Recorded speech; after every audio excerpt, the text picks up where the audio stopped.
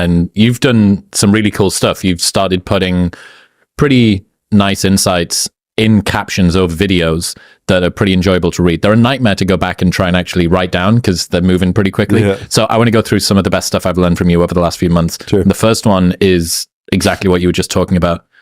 If I could go back, I'd tell younger me, you're going to do some pretty great things, but you do not need to be great. All you have to do is be yourself. That will always be enough.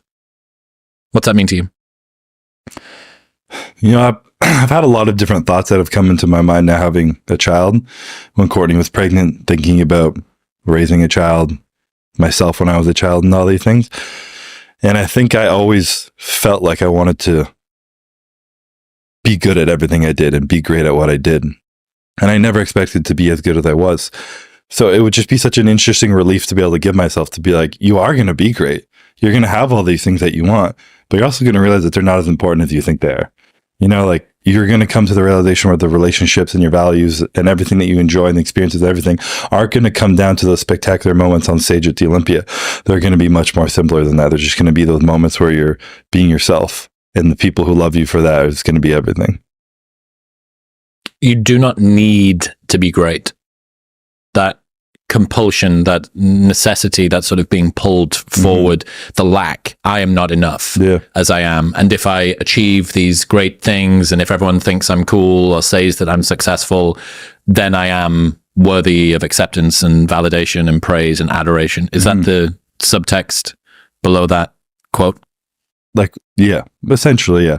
That's, it's just a drive of self-worth. You know, that's kind of a buzzword of what's going on right now. But I think it's, you know, we were all kind of raised in a self-esteem society of being like, you can do anything, you can be anything, go be this, X, Y, and Z. And it almost built expectations that we had to be these great things because we could be. And our parents didn't have these opportunities and these privileges. So we go do all these things, and there's just no need for any of it, you know? And I think when you were able to alleviate that pressure from it, like we were talking about the difference of like the extrinsic goals of trying to be the best in the world versus just trying to be my best self, you know, and setting authentic goals to myself. What are my authentic goals?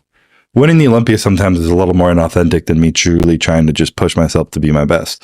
Do I still enjoy that? Absolutely. But those are the more of the need to be great, the little ego, the thing that I'll die not needing. But the intrinsic goals that are regardless of things out of my control, you know, win, lose, beat him, don't beat him. What's in my control of just being myself and who I am, showing up at my best, knowing that I can go to sleep at night, knowing I was myself. We talked about pressure as a privilege last time, but this is actually the same, but in reverse. This is privilege as a pressure. That the privilege is a pressure. Yeah. That the privilege you have carries along with it this pressure in order to perform. Well, your parents didn't have this opportunity. And think about your 6-time Mr. Olympia. You're really going to think about maybe not going for 7. Why wouldn't you leave it the most dominant athlete in history? Why are you going to drop the, you know, like privilege is a pressure. Yeah.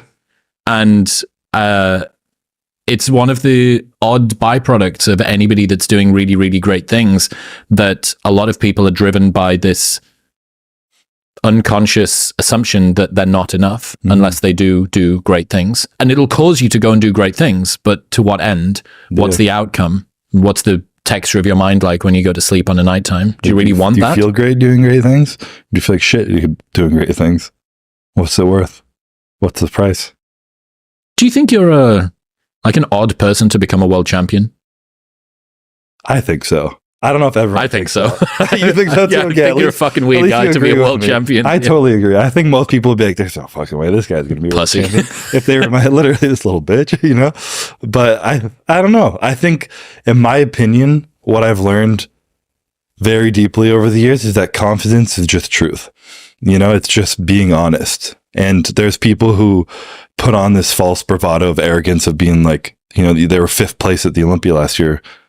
Don't pick out whoever was 5th and pick on him, but someone not winning, like, I'm going to show up and I'm going to win this Olympia. I know it in my heart. It's like, you don't know that, you're lying. That's not confidence. It's just a lie. Whereas when I've speak to myself truthfully and I'm like, I don't really know if I can do this. Like, I have doubt.